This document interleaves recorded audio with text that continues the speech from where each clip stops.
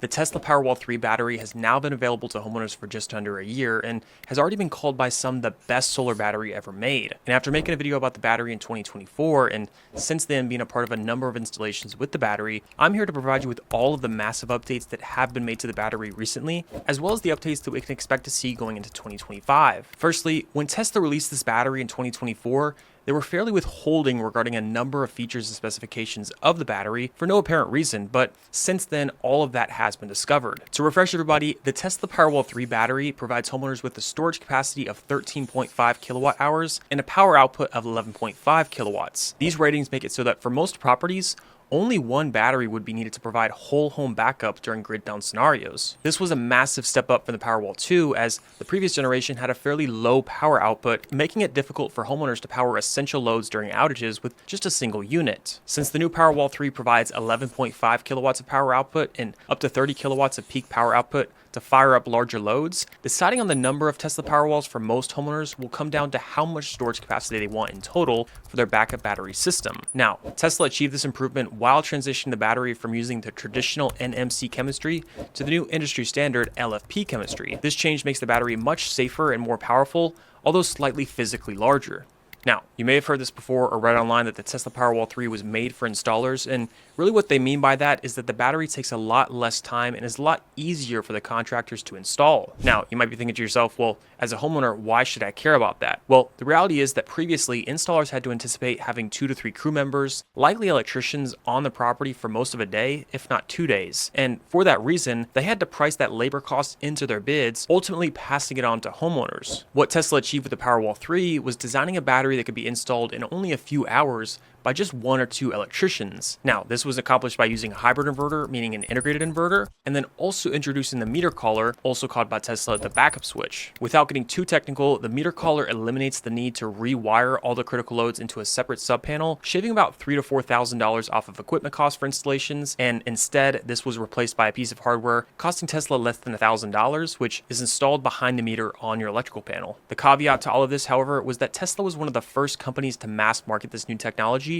and utility companies needed to approve it before installers could begin using it. Initially, in early 2024, apart from PG&E in the Bay Area, very few utility companies had approved it. However, this has changed as of 2025. Major utility companies like Southern California Edison in California, APS in Arizona, and Xcel Energy in Colorado have all now approved the backup switch, allowing installers to implement it within those utilities. Looking forward into 2025, we can expect to see other utility companies in states like Florida and Texas approve the backup switch as well, benefiting homeowners nationwide. By the way, I'm super curious to hear you guys' thoughts on the Powerwall 3 and what it is about the battery that has attracted you to it, or potentially what you don't like about the battery that you wish was different. Comment your thoughts down below and I'll try to respond to all comments with my feedback. Now, also since the release of the battery, a new update has confirmed that the battery can now officially be AC coupled with both existing solar systems using both the backup switch and the Gateway 3, thanks to the introduction of the brand new Tesla remote meter. This update benefits not only homeowners with existing Tesla solar panel and inverter systems, allowing them to connect the Powerwall 3 battery seamlessly, but also those interested in using other inverter systems, such as the microinverters from Enphase. These systems can now be retrofitted to work with Tesla Powerwall 3 batteries, which is great for those who already have solar installed, or maybe you want to use a secondary inverter. If you watched my previous video on the Powerwall 3, you might remember that I mentioned it was primarily designed for brand new solar plus storage installations for those wanting the entire Tesla package. However, that has since changed. Thanks to this update, you're no longer limited to only using the Tesla Powerwall 3 hybrid inverter. You can now integrate microinverters from Enphase or other companies and retrofit the battery systems into pre-existing solar setups. Another exciting feature that the Tesla remote meter introduces is the ability to design your backup battery systems for partial home backup. Before this innovation, Powerwall systems had to be wired for whole home backup or required complex configurations for selective backup functionality. This meant that homeowners couldn't easily choose specific loads to be backed up during outages, but more so had to back up the entire panel. For instance, if a homeowner didn't want to back up the circuit for the pool pump or the guest bedroom air conditioner to drain the battery storage, they had to manually switch off those breakers during the outage since the battery was wired for whole home backup. With partial home backup, homeowners can now carefully select specific loads to receive power during grid down scenarios, making the systems more efficient and extending the battery's usage over longer periods. I think this is a tremendous feature because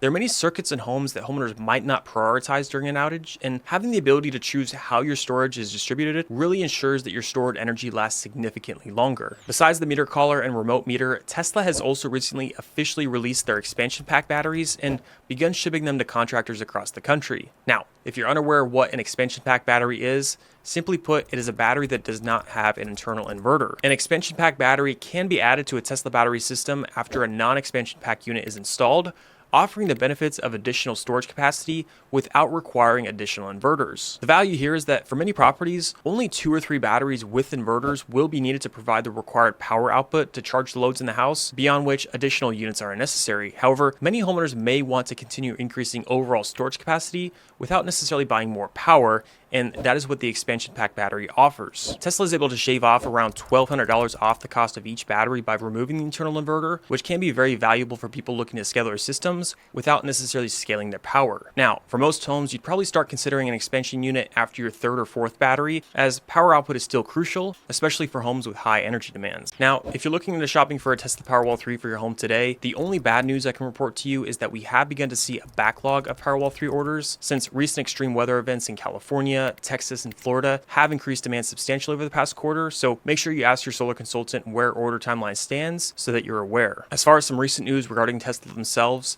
they have recently begun to wind down their internal solar installation business and have been relying on certified third-party installers throughout America to install their systems purchased directly on their website. You may have found this for yourself by going onto their website, but how their business model works is that homeowners design and purchase the solar directly online from Tesla, at which point Tesla will subcontract the installation to a local contractor who would then be responsible for installation and maintenance going forward. Now, this has led to a lot of issues for homeowners between long installation timelines, poor if not lack of communication throughout the process, and many issues related to long servicing and repair timelines. If you really want to get the best price for an installation and know exactly who's going to be installing your system, my recommendation would be to work with a large nationwide contractor, somebody who really has experience installing these batteries and gets great pricing on the units for buying them in bulk. As always, if you're in the process of shopping for a solar plus Powerwall system for your property and you would like to get a proposal for your home, or maybe you already have a bid for a solar plus Powerwall system and you would simply like to receive a comparison bid just to make sure that you're getting a good deal, feel free to reach out to me by using the link below in the description, and we would be happy to provide you with a proposal for your home. Another thing about the Powerwall 3 that I'm extremely excited to report is that Tesla has recently doubled down on updating their software over the past few months to allow for Powerwall 3 batteries to participate in virtual power plant programs and monitor these programs via the smartphone app. Now, for those of you who aren't already aware, while utility companies have benefited massively from the trend of home electrification, one issue that all utility providers have recently faced across the country has been grid stabilization, especially during the summer months in the mid-afternoon when everybody's firing up their ACs and charging their EVs after coming home from work. It's increasingly common for local utility grids to become overloaded, which can cause them to have to fire up peaker plants or, in worst case scenarios, resort to rolling blackouts. In such cases, they may literally shut off power to entire zip codes to prevent the entire grid from collapsing. To combat this, over the past couple of years, utility companies in states like California and other parts of the country have started offering homeowners with grid-connected deep cycle batteries the option to participate in what are called virtual power plant programs. In these programs, during peak demand days, the utility companies can, in a sense, take control of your battery and discharge the stored energy that you have available to power parts of the grid where needed. Now, they understand, just like you, that this stored power is valuable during peak hours, so in some areas they'll pay you a very good rate of between $2 and $3 per kilowatt hour for all of the energy that they discharge from your battery. This is great for homeowners who may decide to travel during the summer months, or homeowners using solar panels to power their homes during the afternoon while having the batteries sit full with storage to prepare for an outage. Over time, you can really reduce your financial burden for solar while participating in a program like this, which the Powerwall 3 will be able to do. As I mentioned earlier, it would all just depend on whether or not your electrical provider offers a program like this, but as a surprise to me, Tesla themselves have recently entered into the business of becoming a retail electricity provider, which may increase the availability for these programs going forward. At least for now, if you live in the Encore grid in Texas or in areas that allow you to choose your electrical provider in the States, you could now have the option to work with Tesla Electric as your retail electricity provider and take advantage of the virtual power plant programs through them. You will still earn your monthly sellback credit for any excess power sent back to the grid, and the compensation for joining the program will just depend on the number of Powerwalls that you have enrolled in your home. I'm curious to know, if you had a virtual power plant program in your area,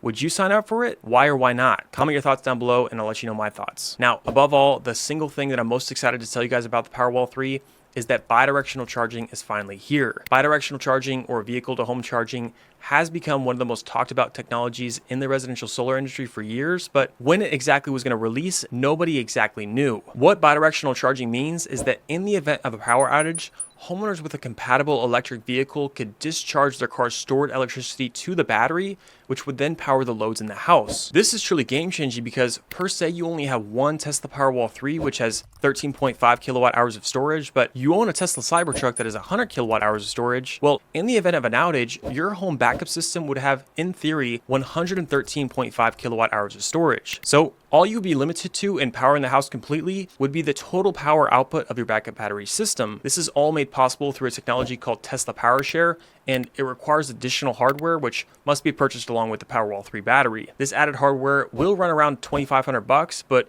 could pay off and supplement the need for installing additional battery units. It is also currently only available with the Cybertruck, though newer Model Y Tesla vehicles should be compatible in the near future. We just don't know exactly when. So what are your thoughts on the Tesla Powerwall 3 today? Is this a battery that you'd buy for your house today? Or what is it that you'd like Tesla to improve before you'd be interested in the battery? Leave your thoughts in the comment and I'll try to respond back to you with my thoughts. Now, this video gave you some insight into the Tesla battery, but if you're in the process of shopping for solar, you also need to make sure that you understand the common regrets that people have after purchasing solar for their home. So make sure you check out my video going over the 5 things that homeowners regret after buying solar for their home, which will pop up on the screen now. But as always, thank you guys so much for watching, and I'll see you all next time.